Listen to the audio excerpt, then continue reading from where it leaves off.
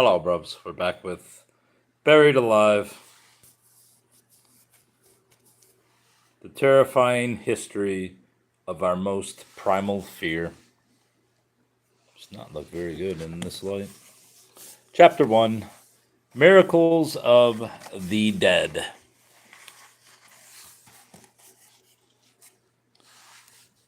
In our graveyards, with winter winds blowing, there's a good deal of toing and froing, but can it be said that the buried are dead, with their sails and their hair still growing?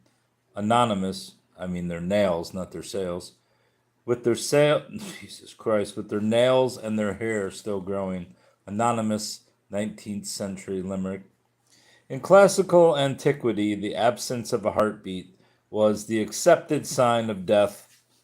The heart was the seat of life, the first organ to live, and the last one to die. Breathing was considered just a regulator of the heat of the heart.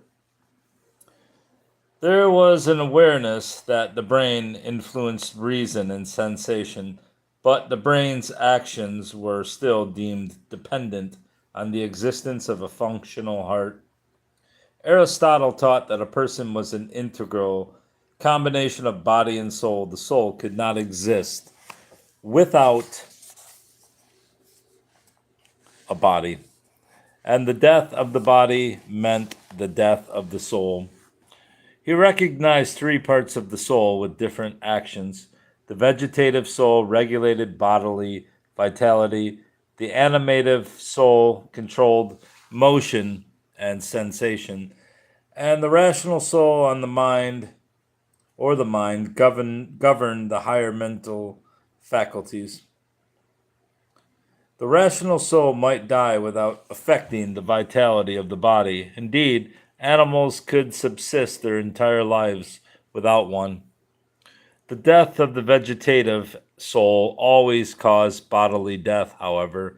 Relatively little is known about what criteria of death were actually used in classical antiquity. One would presume that feeling the pulse had a central part, given the emphasis on the action of the heart as the divider between life and death. Immobility, coldness, and incipient putrefaction, Jesus Christ, putrefaction probably also played a role. Actually, when the classical Hippocrates, I'm missing the thing again. When the classical physician spoke of signs of death, he meant the physical signs in Hippocrates' prognosticon that death was inevitable. The presence of these signs indicated that the doctor's work was done. According to the Hippocratic medical ethics, a doctor should then forecast the impending demise, collect his fee, and withdraw from the case. The actual diagnosis of death was left to the non-medical attendants, often the patient's own family and relations. There is evidence that already in classical antiquity, some observers were aware that the criteria of death might sometimes be fallible. Yeah, this is definitely the Bible. The seventh book of Pliny's Natural History contains a section on the signs.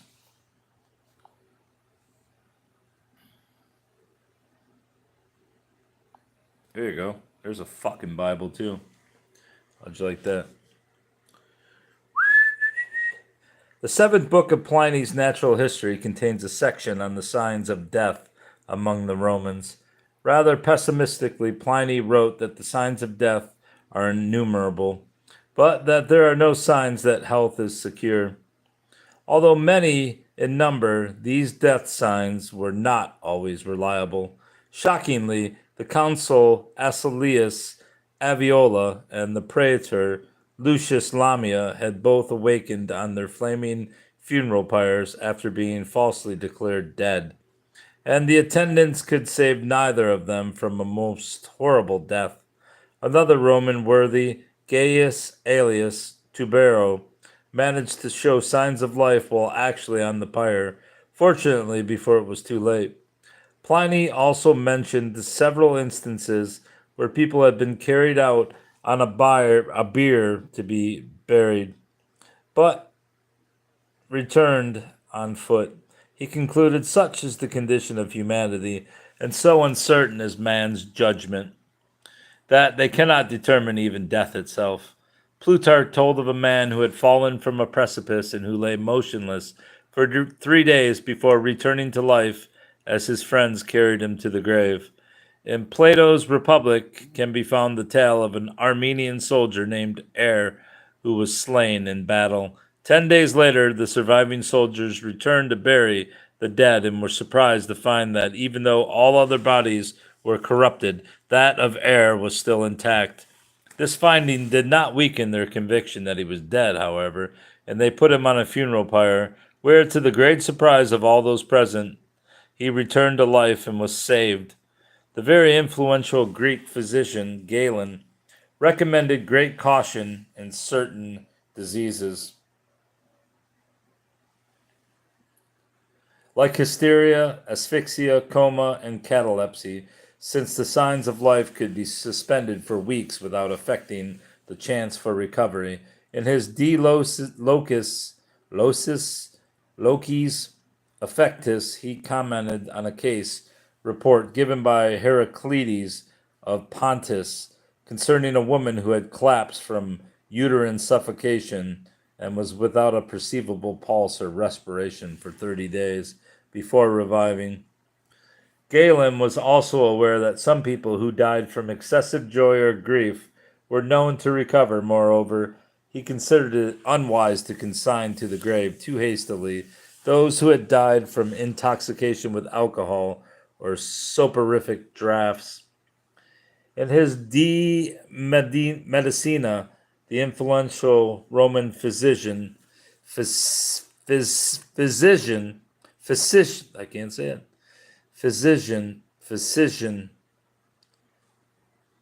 fucking doctor, Aurelius Cornelius Celsus agreed, stating that the art of medicine was conjectural and the signs of death not always totally reliable. Physician. As evidence, he repeated the tale of Asclepiades, I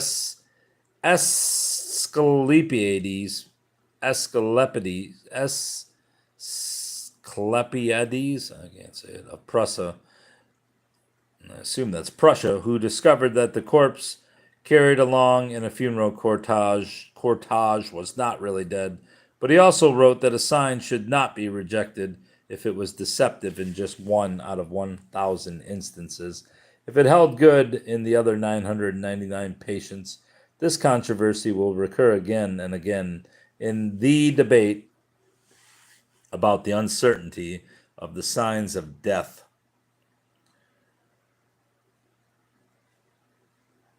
Celsus knew of cases where medical attendants had deserted their patients after making a gloomy prognosis, only to find that the patients had recovered without their help.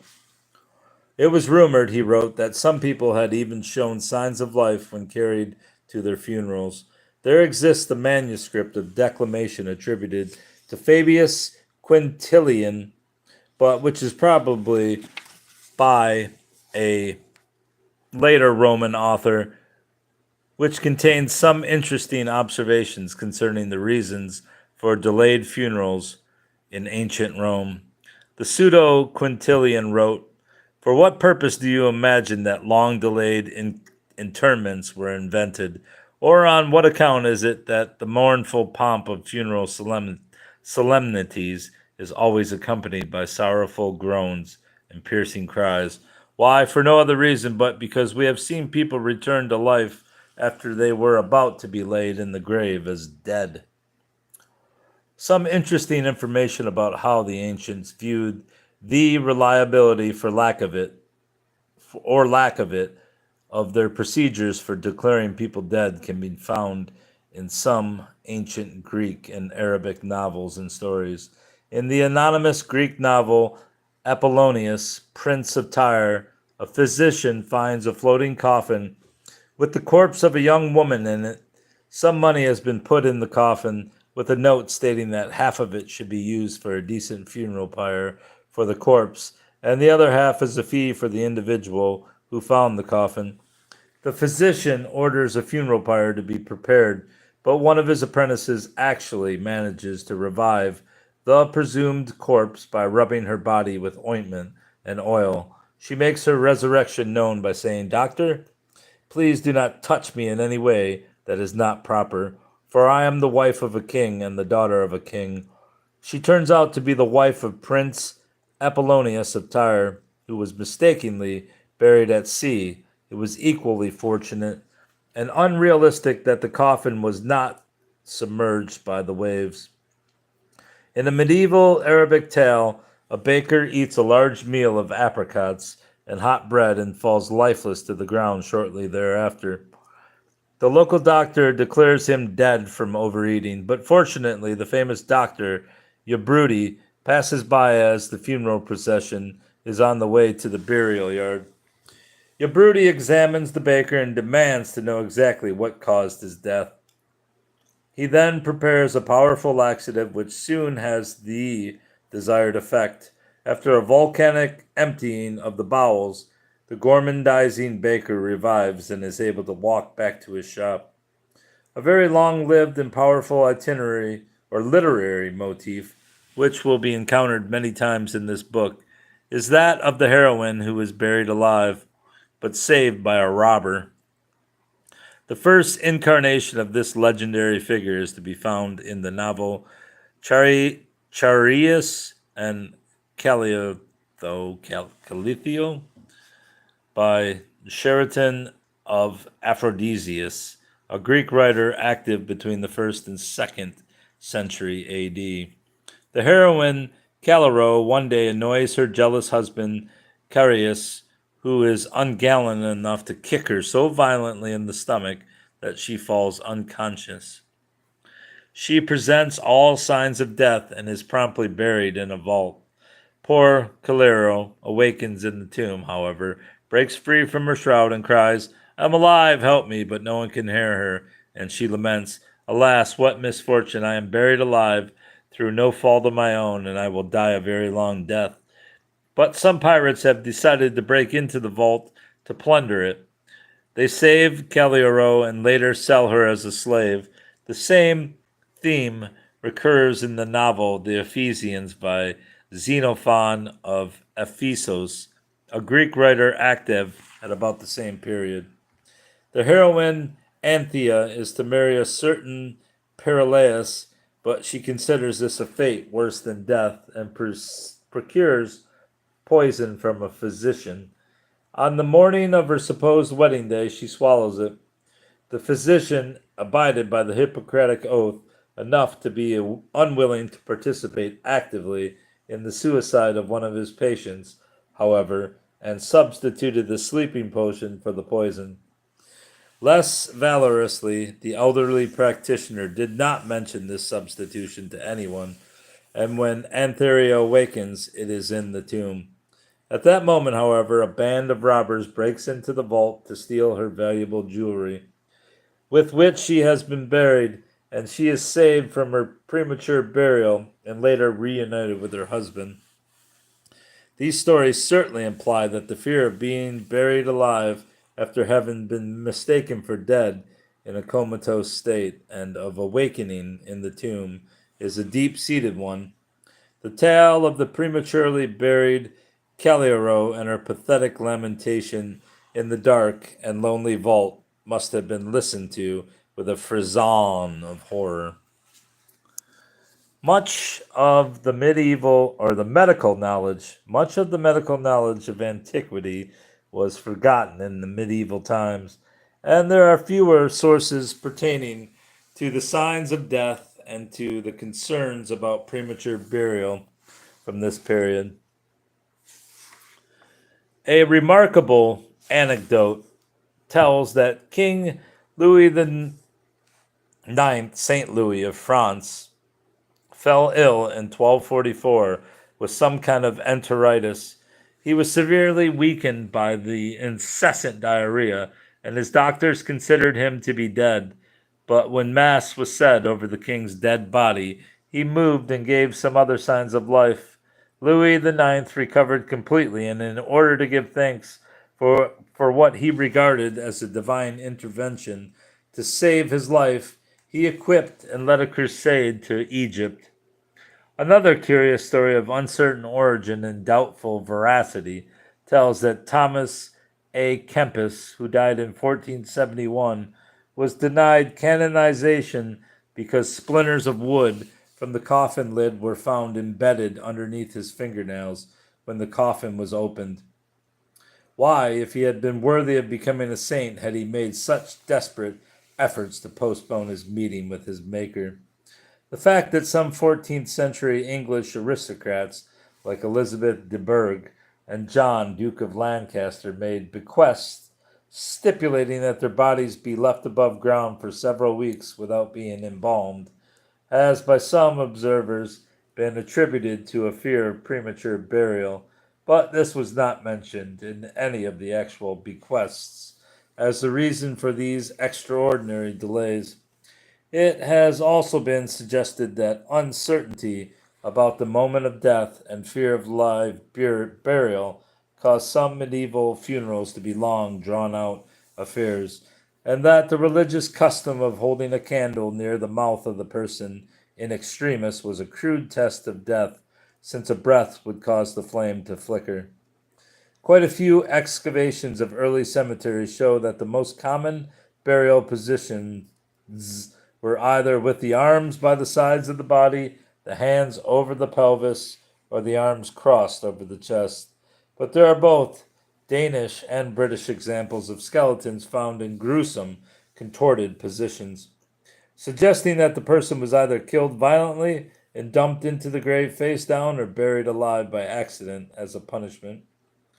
The 17th century was the age of the old monster medicine, a time when medical science was immersed in a rich subculture of pagan myths, religious legends, and popular superstitions.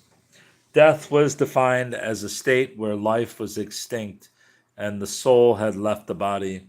A person could be either dead or alive, and no concept existed of a process of dying. Death was regarded as a wholly supernatural, obscure phenomenon outside the limits of rational analysis. The resemblance between death and sleep was stressed. In both these states, the soul was considered to be concentrated outside the body, thereby capable of communicating with God. Another important observation concerned the mummies, which were believed still to have elements of life within them as long as the embalming preparations preserved them from corruption. Life was thus an exception from nature, a mystic force that could be retained in a cadaver by artificial means. The 17th century scholars who wanted to study the phenomenon of death more closely did so by by collecting observations concerning the dead body. They often preferred the popular superstitious belief that the cadaver still had some degree of life and sensibility to the Christian dogma than the union and separation of body and soul accounted for creation and death. At the time, curious anecdotes, legends, and folklore about the dead body abounded. Why did the body of a murdered man start to bleed profusely when the murderer entered the room? And why was a ghostly rattle of the bones from the tomb of Pope Sylvester II always heard just before the death of a pope? Why did the hair and nails of some cadavers keep growing after death?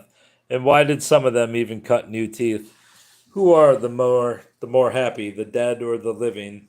And are all humans, even the most hideous monsters, resurrected in heaven?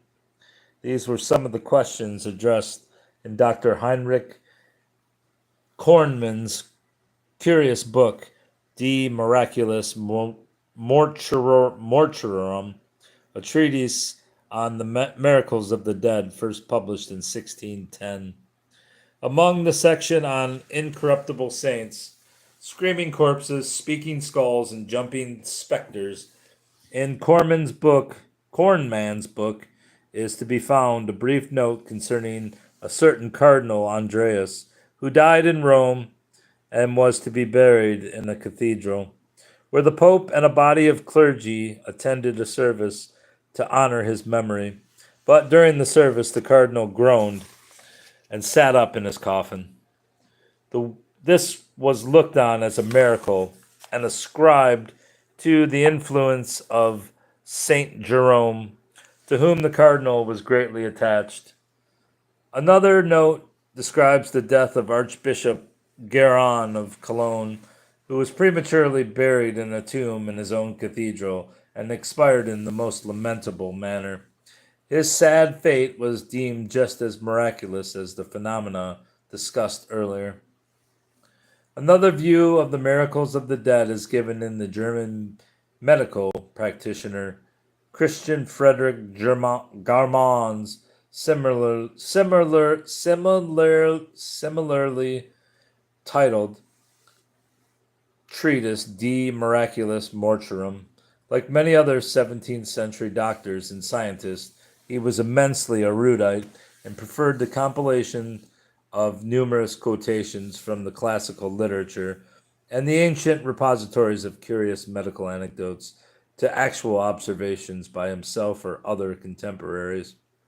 The first edition of Garmon's book appeared in 1670, but he kept compiling more and more miracles, so the ultimate version of his book, posthumously published in 1709, was an encyclopedic work of more than 1,200 pages. It provides a veritable dictionary of 16th and 17th century observations, beliefs, and superstitions about the dark underground world of cadavers. The theme of the still living dead is even stronger in Garmon's book. Garmon gives examples of corpses that grew in size, moved, laughed, or wept, corpses whose facial expression changed, and even corpses whose hearts kept on beating. He cites instances of living children delivered from a dead mother by means of cesarean section, so it could be concluded that corpses could give birth. He also reports many observations of corpses with an erect penis. Indeed, when the corpses of dead soldiers were once undressed after a fierce battle, Garmon writes many of them were in a state as if the engagement had taken place in the bedroom.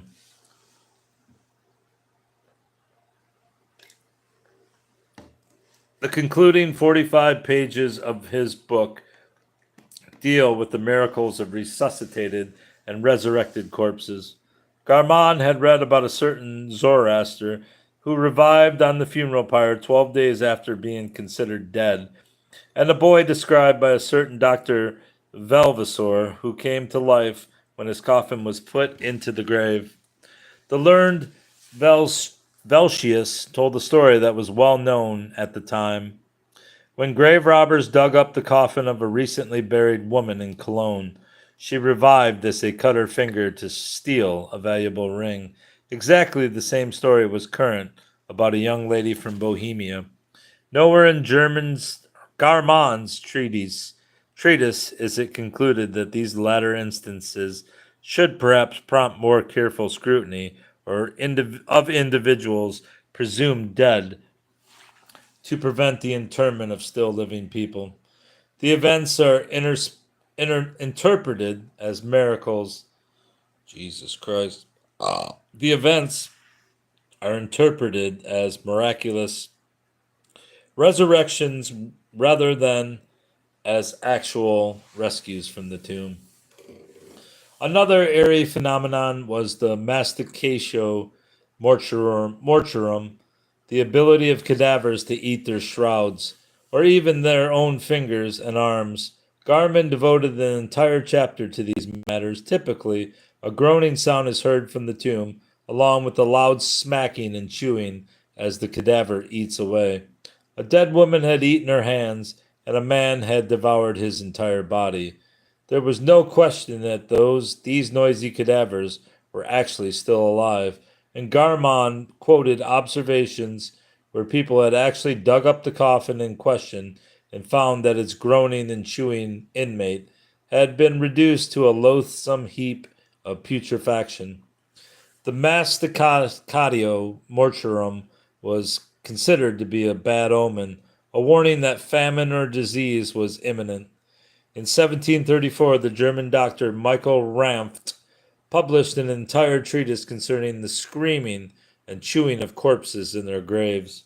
He agreed with Garmon that this phenomenon was a supernatural one, which could not be explained by medical science. That's curious. What's up? The concept and application of the signs of death did not change much from the time of Celsus until the mid 17th century. The heartbeat and arterial pulsations were the central criteria, but various crude tests for respiration and sensibility also existed. Many people were not seen by a doctor during their final illness, nor were they examined after death. The practical application of the signs of death was thus often left to lay people.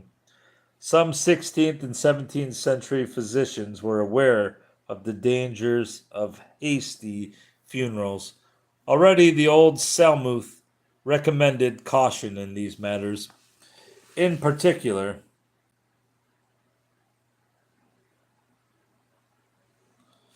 the bodies of women known to be of a nervous and hysterical disposition should be left above ground for 3 days before burial. What about the Trump bill he passed today? Don't give a fuck. I mean, we're going down anyways, which is a fucking welfare state. It's going to reach its zenith one point, and then we'll all be living like paupers. I don't know what that means. Petrus Forestus, another 16th century medieval or medical writer, agreed, since he actually knew of cases where women buried during a paroxysm of the hysteric passion had returned to life in their graves. In 1670, the Germans Theodorus Kirchmeier and Christophorus Notnagel pointed out the difficulty in distinguishing real from apparent death and the wisdom of delaying the funeral for some days when there was any doubt. Cessation of heartbeat and respiration, coldness and insensibility were but uncertain signs of death and should be judged with caution. They had spoken to a man from Wittenberg named August Schwensky, who had been mistaken for dead when just 3 years old, but had been rescued and was now a grown man and a father. They quoted the opinions of some learned contemporaries with approval. Amatus Lusitanus had observed a girl from Ferrara who had been presumed dead from apoplexy, but her mother was so distraught that she let no one bury her. On the 3rd day after the apoplectic attack, probably a lengthy epileptic seizure, she revived. The most famous instance of premature burial involved the soldier Francois de Seville, who was said to have been thrice declared dead and as many times rescued from the tomb. He had been borne by Caesarean section to a dead mother, exhumed from her coffin. He became an army captain. Later, he was severely wounded in the siege of Rouen in 1563 and buried alive in a common grave on the battlefield. His servant, who had wanted to dig his master a more fitting grave, discovered that he was not dead. While Francois de Seville was recovering from his wound, a troop of hostile soldiers burst into the house and threw the convalescent into a dung heap, where he remained buried for 3 days until dug out a third time and nursed back to health.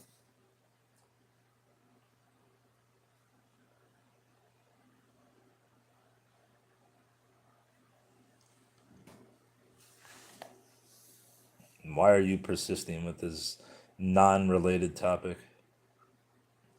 According to a gravestone in Milan, Francois de Seville was finally buried in the graveyard of that city. He had died at the age of 105 from a chill contracted while serenading the lady of his heart, all night long. Giovanni Maria Lancisi, first physician to Pope Clement IX, had once seen the presumed corpse sit up in his coffin during the funeral mass in a church in Rome, and this naturally made him doubt the current principles for declaring people dead. In a treatise on sudden death published in 1707, he pointed out that errors such as this one were due not to deficiency of the medical art, but to the carelessness of certain practitioners who abandoned their patients to the mortuary bearers too early. He suggested an impressive list of tests to be used in situations when there was uncertainty whether life was extinct. Smelling salts, sneezing powder, tufts of wool to be put into the nostrils, and a dry mirror put before the mouth to test for respiration, and a full goblet of water on the chest to test for motion of the diaphragm. The pulse was of paramount importance as a sign of death, but the physician should take care not to feel his own pulse by mistake and thus declare a corpse to be still living.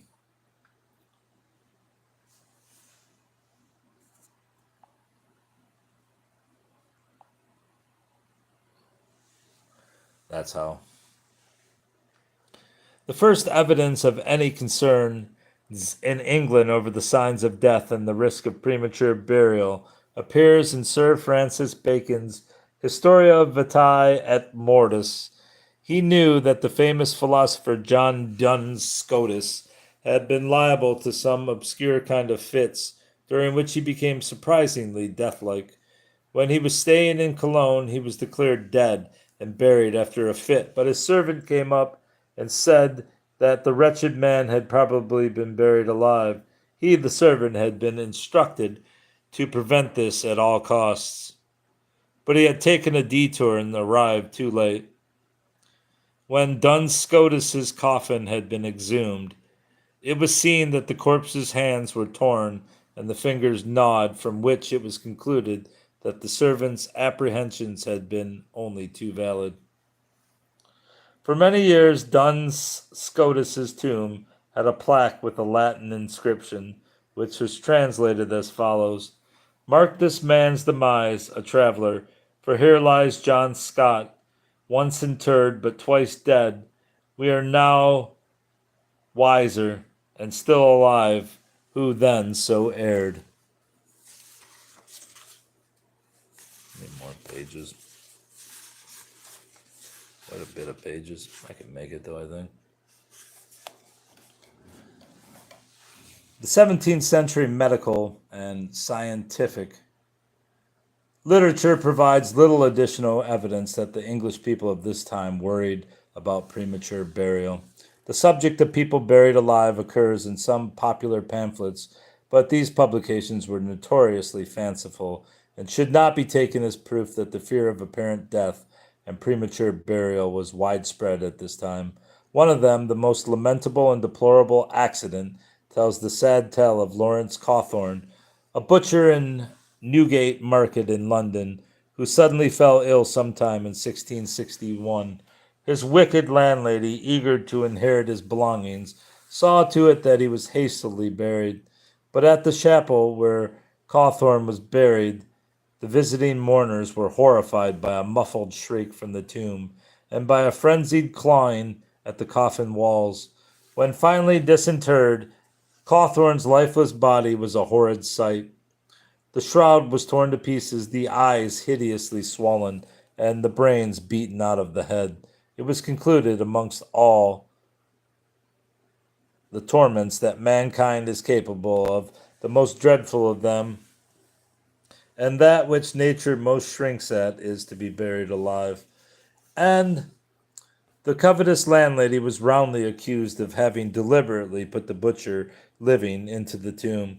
According to another pamphlet entitled "A Fall and True Relation of a Maid Living in Newgate Street, Attempts at Rescue," were similarly futile when a 16-year-old girl was heard to groan and cry from her 4-day-old grave in a London cemetery. No 17th century pamphlet was complete without a moralistic conclusion. The poor girl's master and mistress had abused her so horribly that she had been overheard to pray that she would rather be buried alive than live in such misery. The Almighty did not tarry long before fulfilling this impudent wish.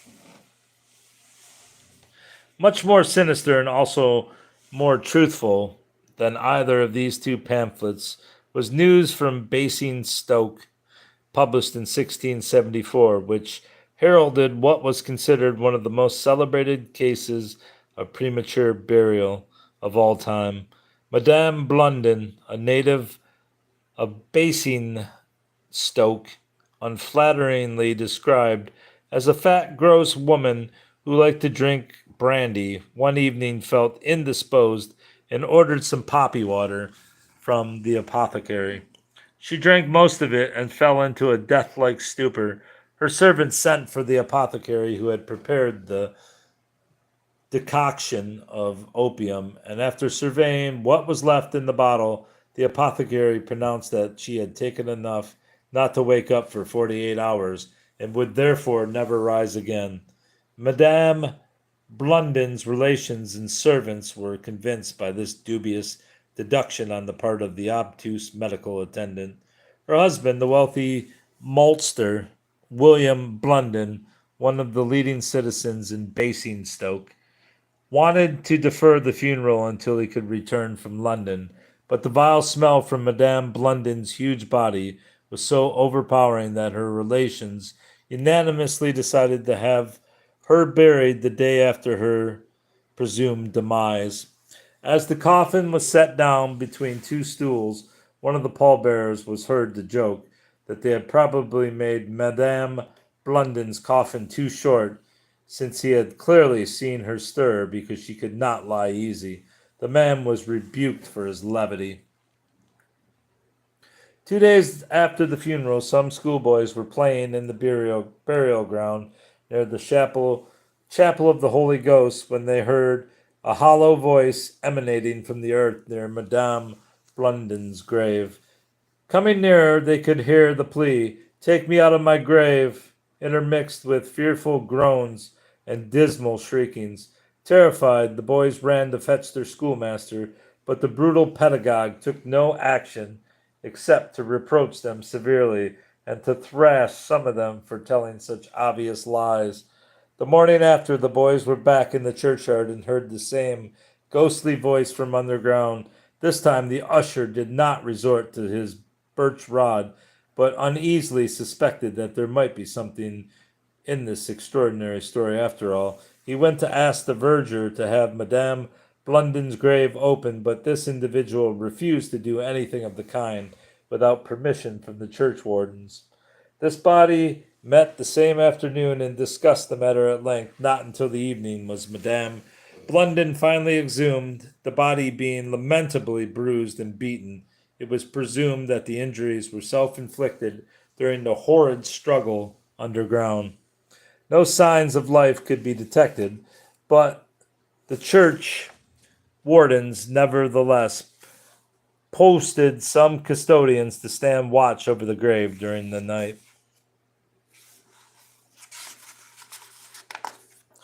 It was a wet night, however, and those custodians left the body in the coffin, put the lid on, and went indoors. The next morning it was seen that Madame Blunden had again revived. The winding sheet was torn off, and she had scratched herself in several places and beaten her mouth until it was covered with blood. A doctor was called, but he could only confirm that all life was gone, this time for good. There was, of course, an inquest after these almost unparalleled atrocities, and several individuals were held responsible for Madame Blunden's death.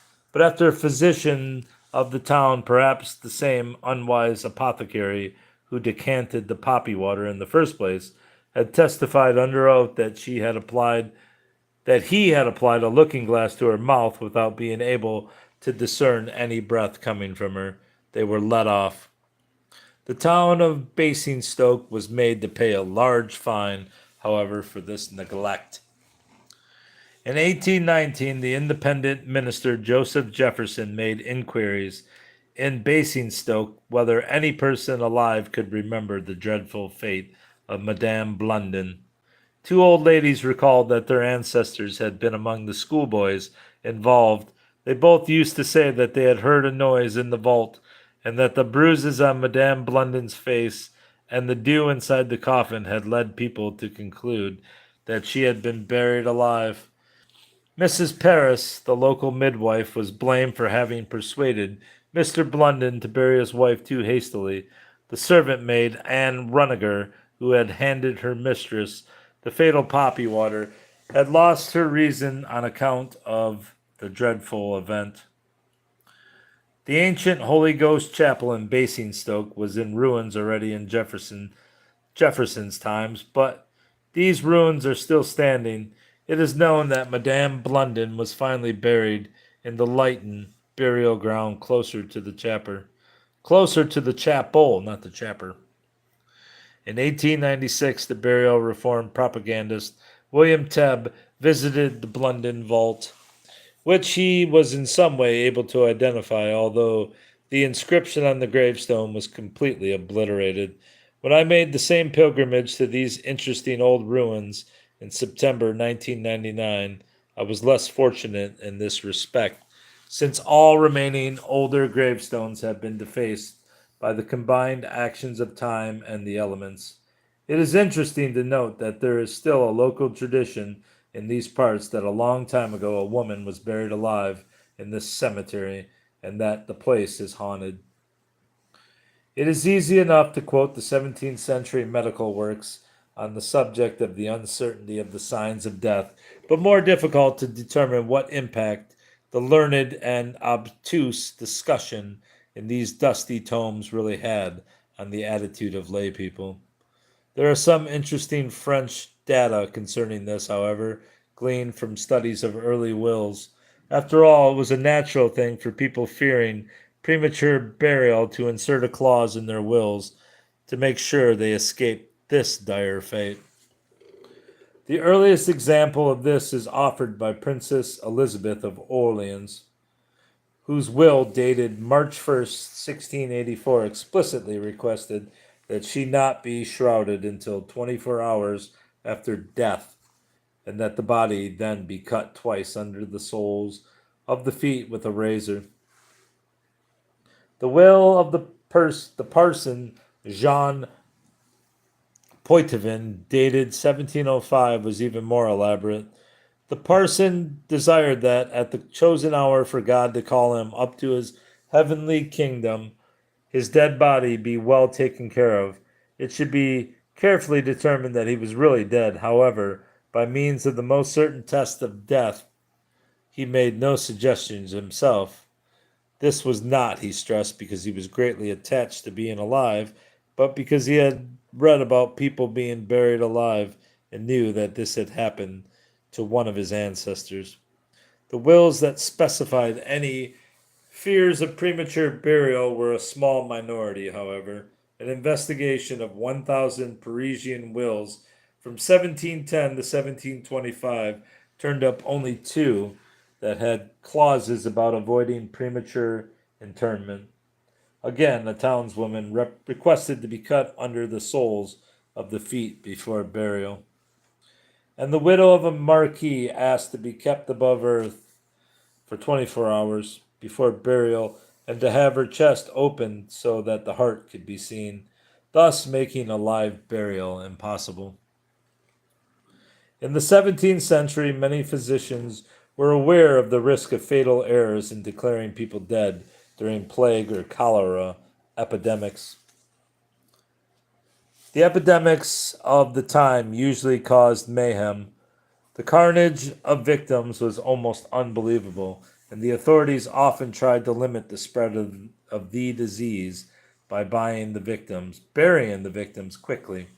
These conditions did not allow for any careful scrutiny of each dead, or perhaps not so dead, body that was hurled into the mass graves. The chronicles of Simon Goulart tell that when the town of Dijon was ravaged by the plague in 1558, people died so quickly that they had to be buried in plague pits. instead of individual graves. The supposedly dead body of a woman named Nicole Tentelet or Tentele was thrown into one of these pits.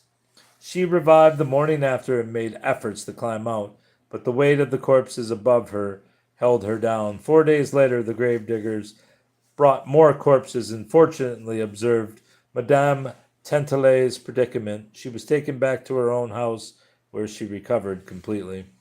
The influential papal physician Paola Zacchia saw a young man who had twice been believed dead from the plague in Rome in 1656, but both times recovered. Zacchia presumed that several people had been erroneously buried alive during this epidemic. He recommended that initial decomposition and a fetid smell, heralding initial putrefaction, should be awaited before burial in doubtful cases. In his treatise on the plague, the Dutch physician Isbrand van Diemerbrock agreed. He had once sent a peasant named Pierre Petit from the village of Bammel, not far from Nijmegen, who had been declared dead in a plague epidemic, but revived after several days of a death-like stupor. Van Diemerbrock wrote that it was very unlikely, or that it was very likely that people had been buried alive in plague epidemics, particularly because it was so customary to bury people just a few hours after death. The Great Plague of Marseille raged from 1720 until 1722 and claimed about 50,000 victims, half the city's population. The streets were cluttered with corpses, and mass graves were dug all around the town. One of them, at the Observance Monastery, was excavated in 1994 when a housing development was being built. The excavation process brought a curious discovery. In two of the corpses discovered, an inch-long bronze pin was found in contact with the big toe, in a position as if it had been deliberately driven underneath the nail of the big toe. Pin implantation under the toenail as a means of verifying death had been suggested by both Zacchia and Lincisi in the books previously quoted. But this is the first historical evidence of the actual use of the method, which is shown there. England saw similar concerns about premature burials during the 1604 and 1665 plague epidemics. Persons believed to be profiting from the disease incurred much hatred and distrust, and doctors, as well as keepers of the sick, were accused of killing people or deliberately burying them alive.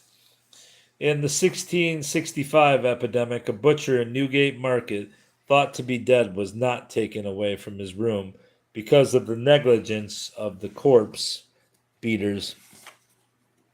He returned to life during the night, came downstairs, and complained to a little girl that he felt cold. Another story tells of a poor simpleton piper who had passed out in the street after having had too much to drink in a public house. When the corpse cart came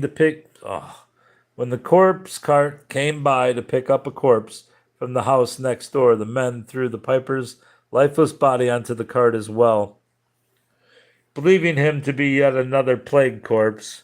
One version of the tale has the piper make his resurrection known by playing his instrument.